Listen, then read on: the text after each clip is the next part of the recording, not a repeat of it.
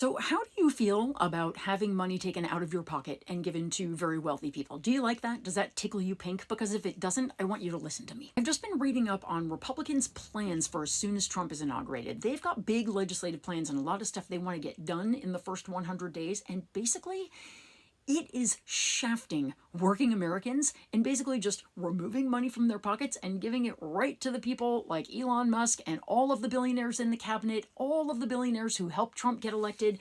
They're just standing there with their hands out, waiting to take money from you and me. And I want to explain exactly how that's going to happen, and then I'm going to ask you to help us fight it. And basically, I've got a great explainer here that I will send to anyone who wants to read it to sort of give you links for everything I'm about to say. It starts out by saying Republicans hope to pass an expansive agenda focusing on border policies, this means mass deportation, without due process, by the way, energy, this means oil and gas drilling, and tax reforms, that means tax cuts for the wealthiest people and corporations, through the budget reconciliation process. So let me explain what the budget reconciliation process is, and then let me explain how they want to pay for all of these things. Spoiler alert, you. Okay, so reconciliation is basically a way for Republicans to get around the regular legislative process, because remember, they've got tiny majorities in both the House and the Senate, painfully small. They can't afford to lose any votes, and they don't have enough to get around a filibuster in the Senate. So they're going to use reconciliation, which is sort of a budgetary related thing that they can do that requires only a simple majority vote. And they want to pass this one glorious bill, right? And the glorious bill has tons of oil and gas drilling, and it's got tons of mechanisms to deport lots and lots of people without due process. And then, of course, the jewel in the crown for them, the thing they care about more than anything in the world, tax cuts for billionaires and corporations. That is in their heart and soul, as if they actually had that. That's what lives there, is just a giant picture of Elon Musk getting another yacht. Seriously. And corporations like, I don't know, Comcast and United Healthcare having bigger profits. So that's what they want to do. That's what this reconciliation package is all about. And you got to remember, this was the only thing other than Supreme Court confirmations that Trump got done in his first term. He didn't build anything. There was no infrastructure, nothing. No legislation passed except for giant tax cuts for the rich, which they got through using reconciliation last time. So they want to do that again.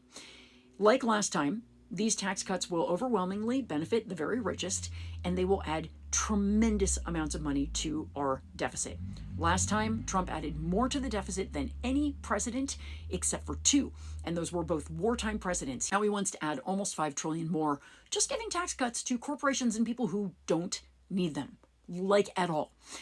And the way Republicans want to pay for these tax cuts and pay for the deportations and pay for everything else is cutting. Cut things that you and I use. So primarily, I'm going to read this to you because I want you to know I'm just not making this up. To offset the costs of their reconciliation bill, Republicans are proposing more than $5 trillion in cuts to several programs, including changes to Medicare, read cuts, reversing the Biden administration's climate programs, cutting $151 billion in Affordable Care Act subsidies, instituting Medicaid work requirements, which P.S. we know don't work and actually cost more money, and slashing several programs Americans depend upon for food assistance like TANF and SNAP.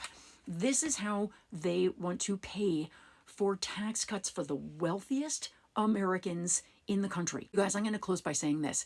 They want to sneak this through quickly, right? Their goal, Mike Johnson especially, really supports one big reconciliation package. John Thune, who is the Senate Majority Leader, believes they should try to do it in two so that they can sneak the tax cuts through first and then get to all the other stuff.